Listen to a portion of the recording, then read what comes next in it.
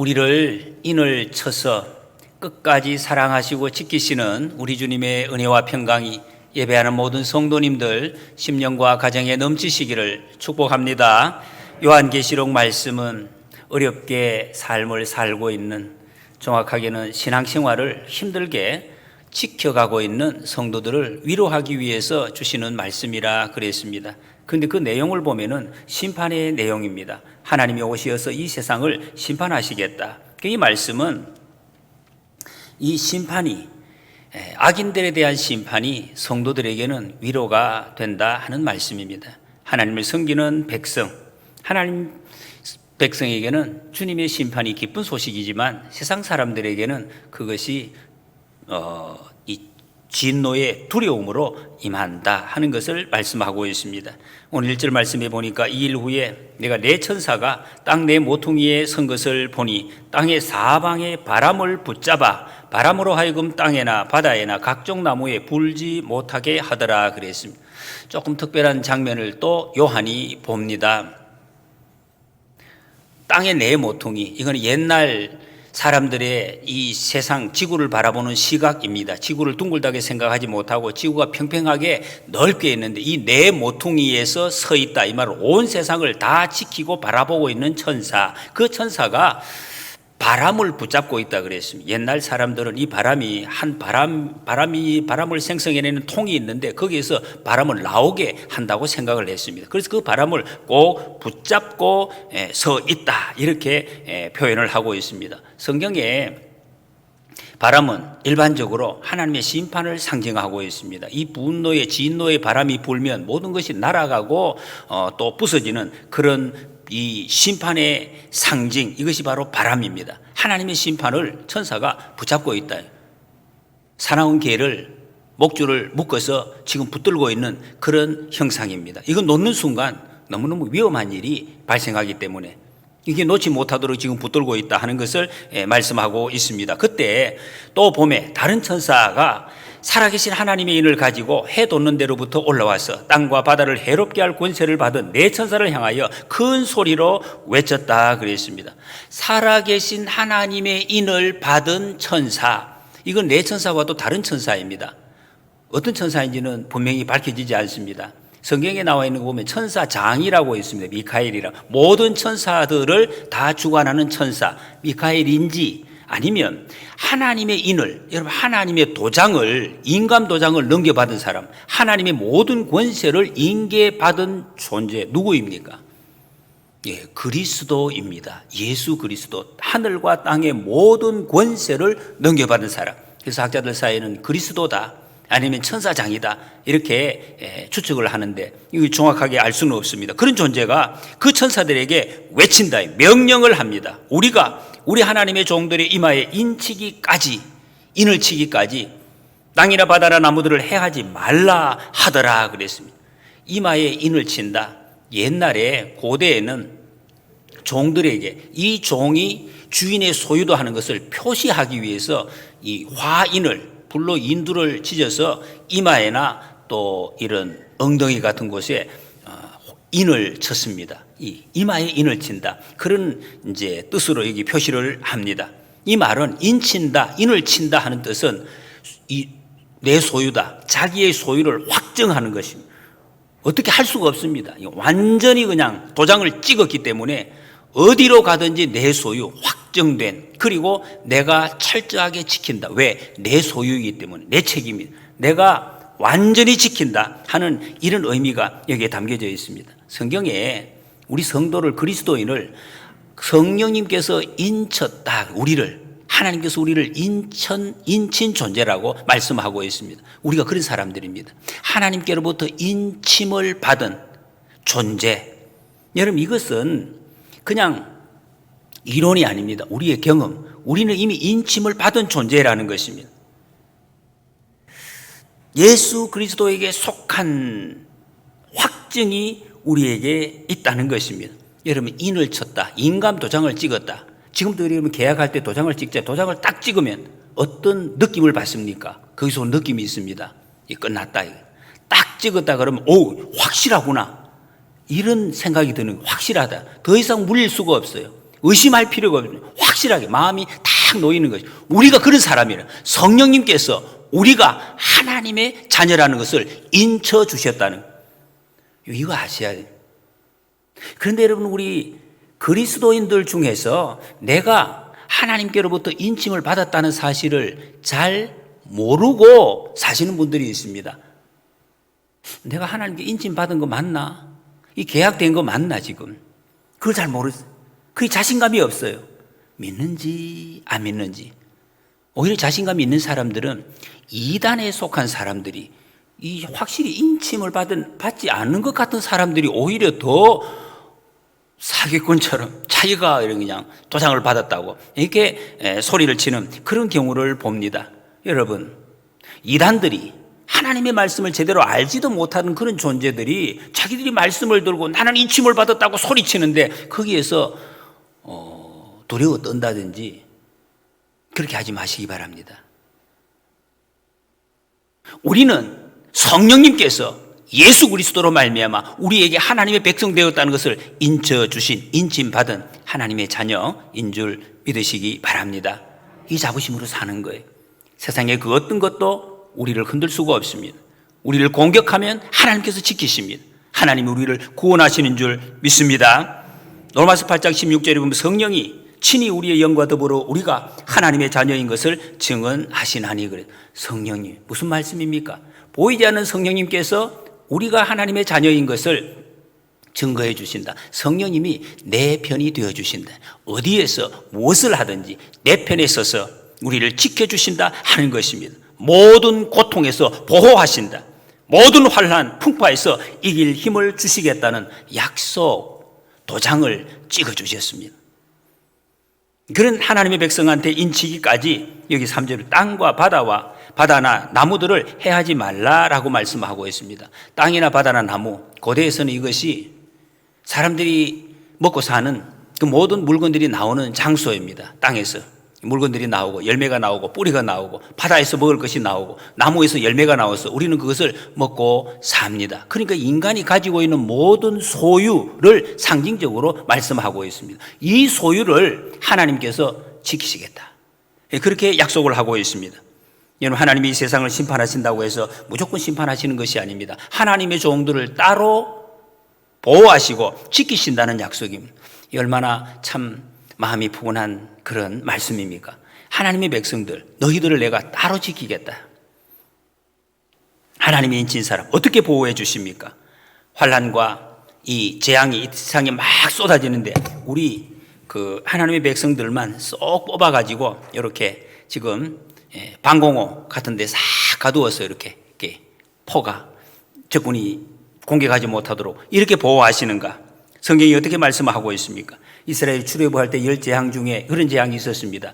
애굽의 짐승들에게, 가축들에게는 다 재앙이 내려서 죽는데 이 이스라엘 백성들의 가축에게는 전혀 그 재앙이 내리지 않는 경우가 있었습니다. 이걸 보면 하나님의 백성을 하나님이 보호하실 뿐만 아니라 그 백성의 소유물까지도 하나님께서 보호하신다 하는 것을 이것을 통해서 보여주고 있습니다. 그러니 여러분, 하나님의 관심이 우리의 영혼뿐만 아니라 육신과 관계되는 모든 소유까지도 하나님이 지키신다 하는 것을 보여주고 있습니다. 근데 이것을 일방적으로 오해하시면 안 돼요, 여러분. 자칫 이것을 또 생각하면은 이게 하나님 우리 소유를 보호해 주시는구나. 우리가 이 하나님의 뜻을 이해할 때 자칫 잘못하면은 이 엉뚱한 것으로 넘어갈 수가 있습니다. 하나님이 우리를 보호해 주시는 초점을 보지 못하고 소유, 이거 소유를 보호해 주시는 내 돈, 내 재산, 이것을 한번 들어오면 하나님께서 지키셔서 절대 나가지 않도록 다 착착착착 쌓일 수 있도록 이렇게 지켜주시고 계속해서 불어나게 하시겠구나라고 생각할 수가 있습니다. 하나님이 그렇게 하십니까? 여러분, 이거는 그런 의미가 아니라 하나님께서 우리의 소유까지도 지키신다는 이 말씀은 우리의 영혼, 우리의 육신, 우리의 모든 소유도 하나님의 뜻에 합당하게 잘 지키고 사용해야 된다 하는 것을 말씀하고 있습니다. 하나님의 것이기 때문에. 여러분, 요한계시록의 본래 독자들을 다시 한번 생각해 보십시오. 당시에 예수님 믿는다는 그 이유로 사자밥이 되던 그런 시절. 오늘 예배 드리면 다음 주일에 안 보여요. 그 사자밥이 된 거예요. 죽어갔단 말이에요. 예수님 믿는 것 때문에. 그런 시대를 살 때 여러분 이 사람들이 어떤 기도했겠습니까? 하나님 다음에 우리의 영혼 구원해 주시는 거 말고 지금 구원해 주세요. 지금 당장 찾아고 그래서 내가 던져서 죽는데 이 환난에서 나를 구원해 주세요. 이보다 더 간절한 기도가 어디 있겠습니까? 예수님 믿는 사람들에게 가끔씩 우리가 의심이 되고 불만이 생기는 것이 무엇입니까? 우리가 지금 이 자리에서 예배하고 찬송하고 이 평안함과 이 기쁨과 이 능력이 세상에 나갔어도 그대로 좀 연결이 되었으면 좋겠는데 뭔가 우리의 믿음이 세상에서는 좀 효력이 없는 듯한 이런 느낌, 이걸 받으니까 우리의 믿음이 어디까지 작동을 하는가 이런 생각을 하게 됩니다.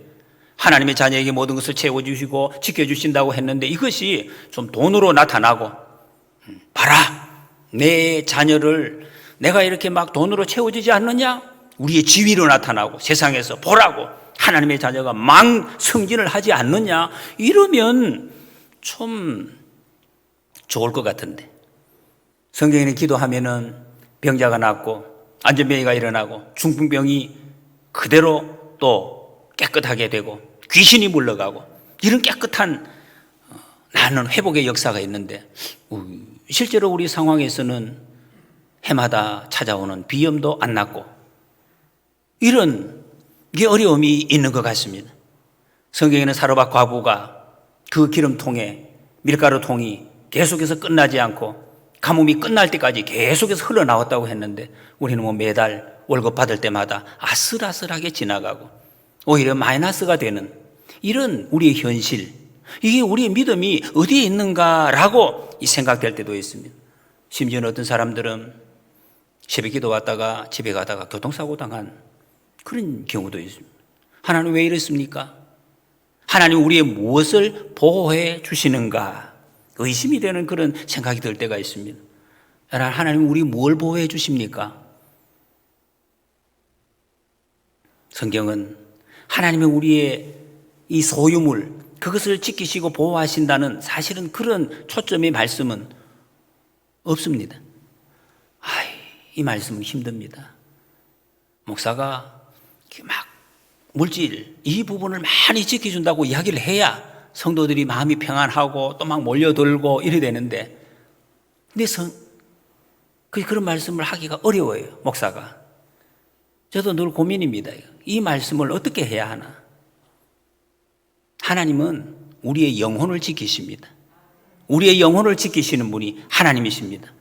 그럼 물질은 어디 갔습니까? 걱정이 되십니까? 여러분 우리 물질이 아무리 많고 소유가 아무리 많아 보십시오. 우리의 영혼이 지켜주지 못하면 아무것도 아니죠. 아무 소용이 없습니다. 반대로 우리의 영혼이 든든하게 건강하게 세워질 때에 그 모든 것이 의미가 있고 능력으로 나타나는 것입니다. 그래서 하나님은 우리의 영혼을 지키신다 말씀하고 있습니다. 하나님의 백성된 신분을 지키신다 이런 말씀입니다. 하나님의 백성답게 하나님을 섬기며 살아갈 수 있도록 우리 하나님은 우리 가정을 지키시고 또 소유를 지키시고 자녀를 지키시고 우리의 일을 든든하게 해주시는 것입니다. 목적이 하나님의 백성답게 살아갈 수 있도록.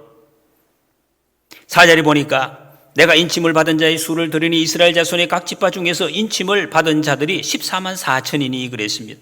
인침 받은 자, 하나님의 백성으로 확정을 받은 사람이 14만 4천 명. 너무 분명하죠.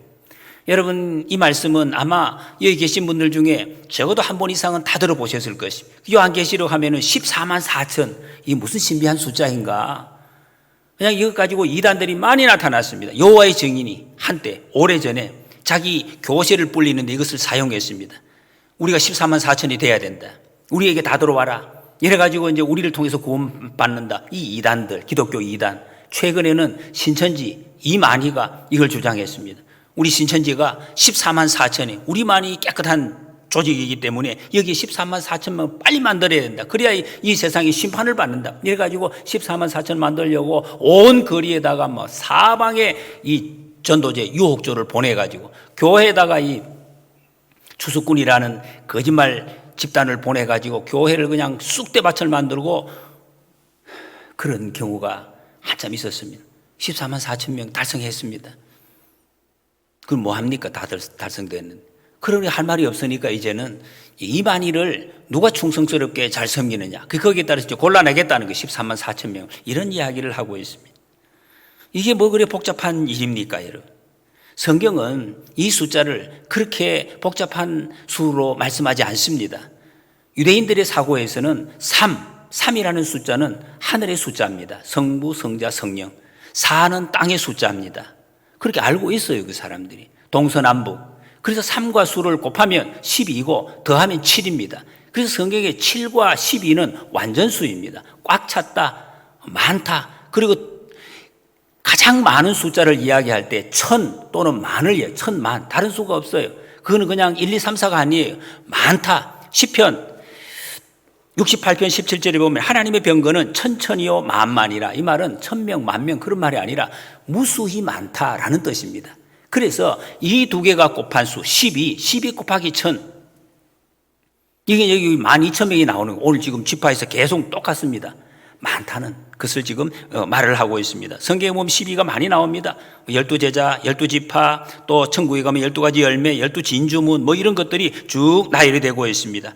오늘 본문에서도 한 지파에 12,000명씩, 이거는 많은 숫자, 하나님의 백성들을 말씀하고 있고,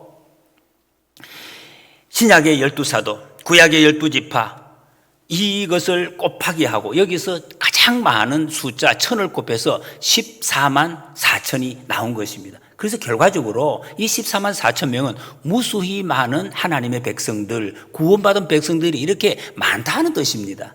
근데 이것을 갖다가 이상하게 꼬아서, 근데 사람들이 또 거기에 많이 넘어간 사람들이 있습니다. 9절에 보면 아무도 능히 셀 수 없는 큰 무리라고 했습니다. 그리고 여러분, 여기에 속한 하나님의 백성은 성경이 군사라, 군사. 그리스도의 군사, 믿음의 군사. 민수기에 보면 이스라엘 백성들이 나오고 나서 광야에서 계수를 하는 장면이 나오는데, 그때에 계속해서 똑같은 말씀이 반복되는 구절이 있습니다. 20세 이상으로 싸움에 나갈 만한 각 남자를 그 명수대로 계수하니 그랬습니다. 사람을 계수하는데 싸움에 나갈 만한, 싸울 수 있는 사람, 싸울 수 없는 사람은 인원수의 계수가 되지 않았습니다. 그러니까 하나님의 백성은 싸움하는 사람, 좀 어울립니까? 싸움하는 사람, 싸우는 사람이 하나님의 백성의 계수에 들어간다는 것입니다. 하나님께서 이스라엘을 애굽에서 불러내셨습니다. 왜 불러내셨습니까? 목적이 있습니다. 레위기 11장 45절에 그렇게 말씀하십니다. 나는 너희의 하나님이 되려고 너희를 애굽 땅에서 인도하여 낸 여호와라. 내가 거룩하니 너희도 거룩할지어다. 하나님이 이스라엘 백성들을 불러낸 목적은 거룩입니다. 거룩을 지키기 위해서, 거룩하게 살게 하려고. 그렇기 때문에 그 이후에 이어지는 모든 하나님의 백성에 대한 말씀과 인도는 거룩을 위한 전쟁이라, 이 지키기 위한 삶이라는 것입니다. 이 민수기 와서는 이것을 숫자를 계수하는데 싸움에 나갈 만한 숫자, 어떤 싸움입니까? 이 싸움이 바로 거룩을 지키기 위한 싸움입니다. 내 욕심, 내 재산 얻기 위한 싸움이 아닙니다. 거룩을 지키기 위한 싸움을 하는 병사, 이것이 바로 하나님의 백성에 대한 정체성입니다. 여러분, 애굽은 성경에서 세상을 상징합니다. 우리는 세상에서 불러냄을 받은 사람, 그러니까 거룩을 위해서 싸우는 사람입니다. 싸움을 싸워야 하는 사람. 여러분, 이 개념을 우리가 자꾸 잃어버리려고 합니다. 우리는 안 싸워, 나는 착한 사람인데 왜 싸우는가, 이런 생각을. 교회는 착한 사람 모이는 것이, 안 싸우는 사람, 그래서 안 싸워야 돼, 무조건 안 싸워야 돼. 무조건 안 싸우는 게 아니에요, 여러분. 그렇다고 옆 사람하고 싸우라는 게 아니에요. 싸움의 대상을 잘 분별을 해야 됩니다. 그런 싸움을 싸우는 사람을 하나님은 영혼을 지키시고 소유를 지키시고 인도해 주시겠다고 약속해 주셨습니다. 요즘 여러분, 우리가 풍성한 생명, 하나님 말씀을 공부하면서 같이 나누는 그룹들이 지금 있는데, 여기서 이제 여러 가지 삶을 나눕니다. 정말 신앙생활 하는데 영적 전쟁, 영적 싸움이 참 힘들다 하는 것을 우리가 서로 확인하고 있습니다. 아무리 말씀대로 살려고 해도 세상이 나를 그냥 두지 않는다는 것이. 여러분 어떻습니까? 자꾸 내 가장 가까이 있는 사람이 나를 걸고 넘어집니다. 어떤 분이 그런 표현을, 깐죽댄다고, 자꾸 깐죽, 속을 후벼판다고. 그걸 견디지를 못해서 화를 내고 다시 후회하는 나 자신이 너무 괴롭다. 이것이 영적 전쟁입니다. 왜 말씀대로 가만히 그냥 두면은 내가 살겠는데 왜 자꾸 후배 파느냐 말이에요. 그것도 가까운 가족, 친구를 통해서. 여러분, 우리는 이때 영의 눈이 열려야 됩니다. 그 사람 뒤에서 이빨을 드러내고 있는 그 사탄의 모습을 볼 수가 있어야 된다는 것입니다. 사탄의 공격입니다. 그래서 우리는 영적 전투를 하는 것입니다. 내가 지금 전쟁을 하고 있구나, 이것을 알아차려야 된다는 것입니다. 그래서 여러분, 우리가 신학에서는 이 땅의 교회를 전투하는 교회 이렇게 표현합니다. 전투. 왜? 이 땅에 살 때는 전투, 처음부터 끝까지 전투가 있다는 거예요. 그래서 우리를 성경은 병사라고 말합니다. 병사. 성도, 다른 말로 병사. 에베소서 6장 11절에 마귀의 간계를 능히 대적하기 위하여 하나님의 전신갑주를 입으라. 우리의 씨름은 혈과 육을 상대하는 것이 아니요 통치자들과 권세들과 이 어둠의 세상 주관자들과 하늘에 있는 악의 영들을 상대함이라. 디모데후서 2장 3절에 보면 너는 그리스도 예수의 좋은 병사로 나와 함께 고난을 받으라. 그리스도 예수의 병사다. 병사로 고난을 받으라. 여러분, 하나님이 왜 우리의 신앙과 영혼을 보호하십니까? 왜 우리를 보호하신다 그래요? 보호받아야 하기 때문에, 우리가 전쟁터에 있기 때문에 보호하시는 거예요. 유람선에 유원지에 있으면 보호할 필요가 없어요. 그냥 놔두면 거기서 놀면 되는 것입니다. 성도는 유람선을 타고 가는 구경꾼이 아닙니다. 전투함, 전함을 타고 가는 병사들이라고 성경이 정의를 하고 있습니다. 그래서 하나님이 우리를 보호해 주신다. 여러분, 병사는 건강관리 잘 해야 됩니다. 건강관리 못하면 병사의 책무를 전혀 감당할 수가 없기 때문에 그렇습니다. 어떤 사람이 회사에 출근했다가 점심시간이 됐어요. 이런 회사에 가서 그런 일이 있죠. 밥맛이 없어요. 입맛이 없습니다. 나 오늘 점심 안 먹을래. 입맛이 없다고. 뭐 그러냐고. 알았다고. 그럼 돼요. 그러니 군대 갔다 오신 분, 군대에서 여러분 점심시간이 됐는데 밥 먹으러, 군대는 주로 이게 단체 생활할 때 줄 서가 가는 것도 줄을 서가 쭉 밥 먹으러 갑니다. 가는데 어떤 사람이 오늘 입맛이 없어. 네모반에 누워 있습니다. 군대에서 어떤지 아십니까, 여러분? 군기 순찰대가 돌다가 걸리면 잡아갑니다. 왜? 입맛이 없으면 병원에 가든지 밥을 먹든지 둘 중에 하나밖에 선택할 게 없어요. 밥을 먹지 않으면은 전투력이 손실되기 때문에, 군대에서는 전투력 손실을 용납할 수가 없습니다. 그건 군대의 존재 의의가 없기 때문에 그렇습니다. 병사는 그런 것입니다. 이 건강을 잘 유지를 해야, 최고의 전투력을 유지해야 된다는 것입니다. 여러분, 우리가 바로 그런 사람들입니다. 우리가 병사, 거룩한 싸움을 싸우는 사람. 그렇다고 해서 우리가 생명의 양식인 성경 말씀을 매일 읽어야 된다, 그 정도 말씀도 아니죠, 여러분. 여러분, 우리가 최상의 전투력으로 매일매일 무장하고 있어야 될 사람이다 하는 것을 말씀하고 있습니다. 우리의 거룩을 방해하는, 거룩한 전투를 하는데 방해하는 모든 것은 물리쳐야 됩니다. 싸우는 사람, 성도는 싸우는 사람입니다. 나는 안 싸웁니다, 목사님. 난 착한 사람이에요. 나는 마음이 약한 사람이지. 못 싸웁니다. 그런 거 아니에요, 여러분. 그래도 예수 믿는 사람은 심하게 하면 안 돼.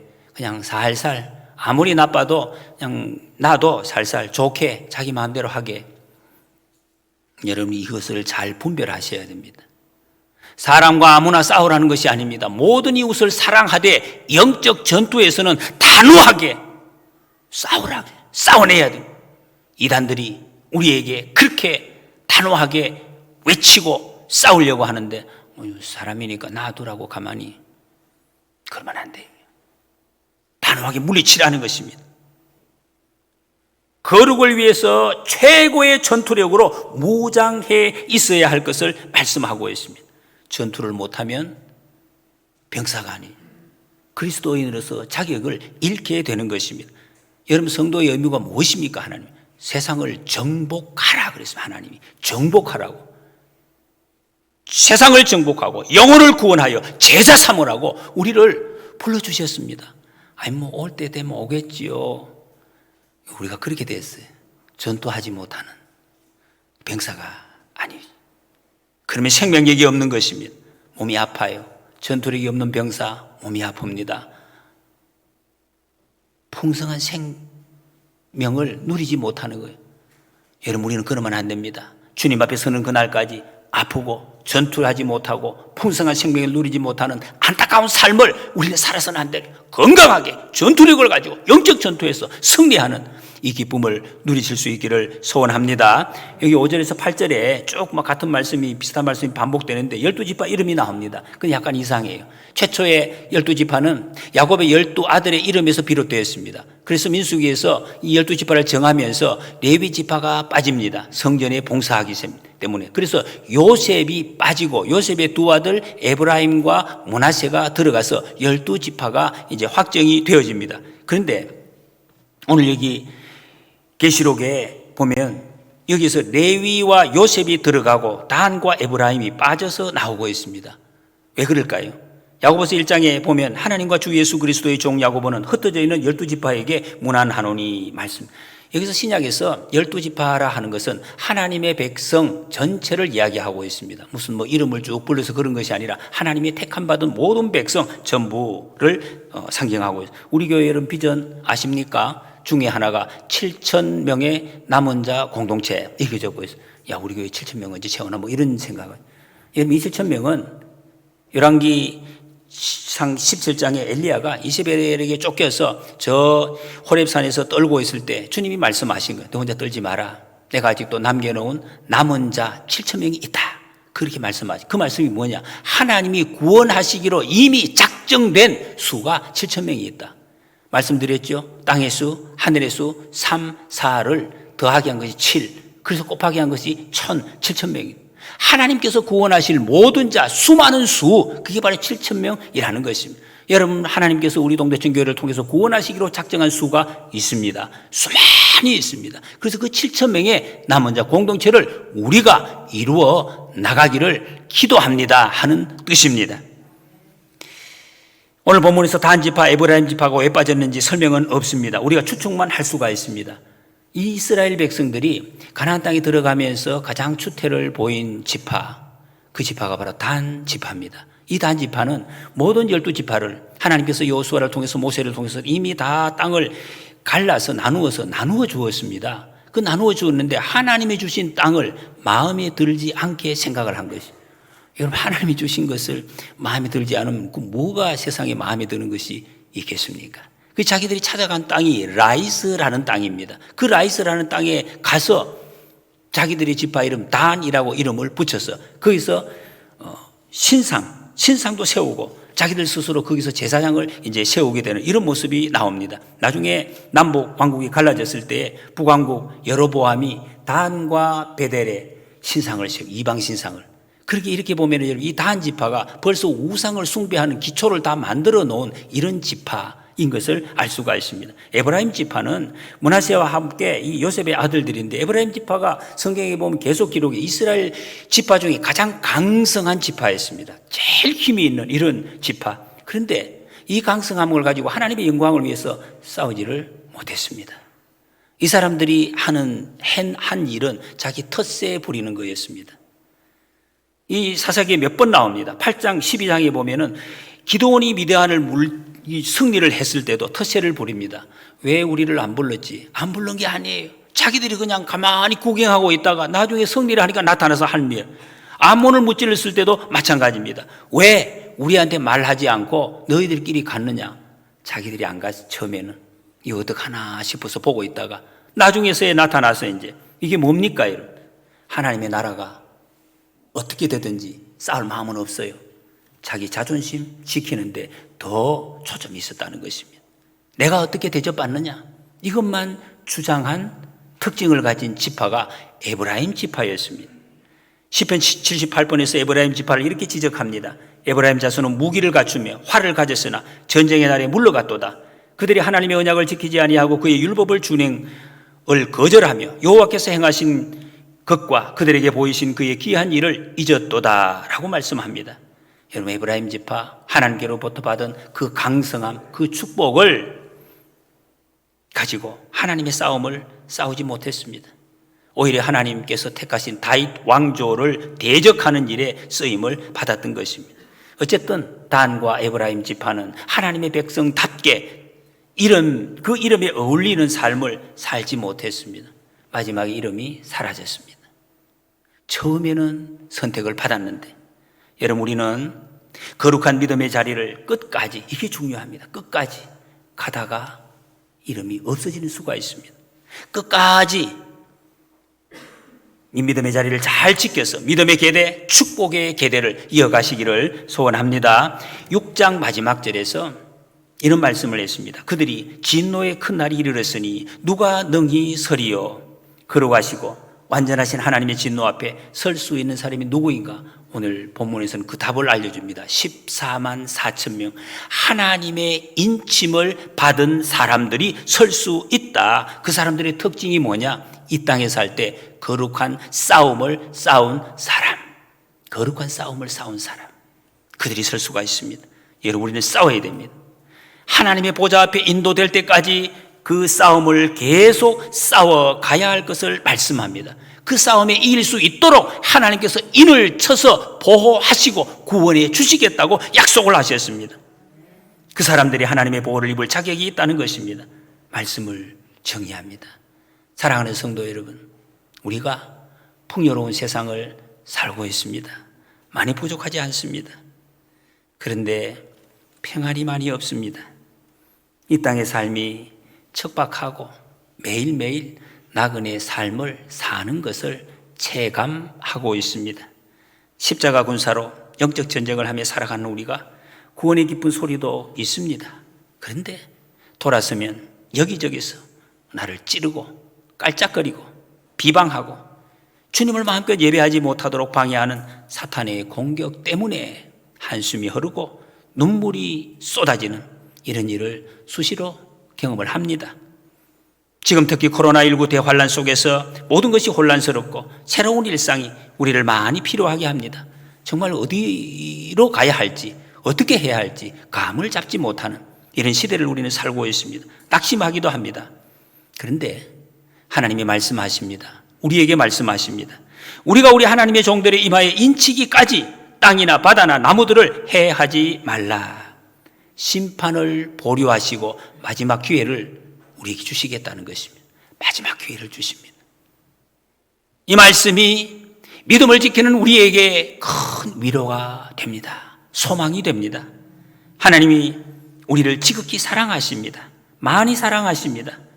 내 힘으로는 세상에 이길 수 없습니다.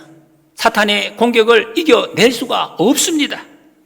하나님의 사랑을 힘입으면 인생의 풍파가 그치고 어둠이 물러간다고 말씀합니다. 예수 그리스도를 영접한 우리가 어떤 환난에서도 끝까지 지켜주시고 하나님이 보호해 주시기로 약속하셨습니다. 여러분, 강하고 담대하시기 바랍니다. 영적 전쟁터에서 허물허물 무너지지 마시기 바랍니다. 하나님이 우리를 지키십니다. 하나님의 관심은 우리의 소유물이 아닙니다. 없어질 소유물이 아닙니다. 우리 자신입니다. 하나님의 백성된 우리를 지키시기 위해서 우리의 모든 소유도, 우리와 관계된 모든 것을 지켜주시고 인도해 주시겠다고 약속하셨습니다. 여러분, 우리 이웃에 대해서는 사랑으로 대하되 사탄의 계교에 대해서는 담대하게 외침으로 마지막 주신 하나님의 기회를 꼭 붙잡아서 구원의 복음을 선포하시기 바랍니다.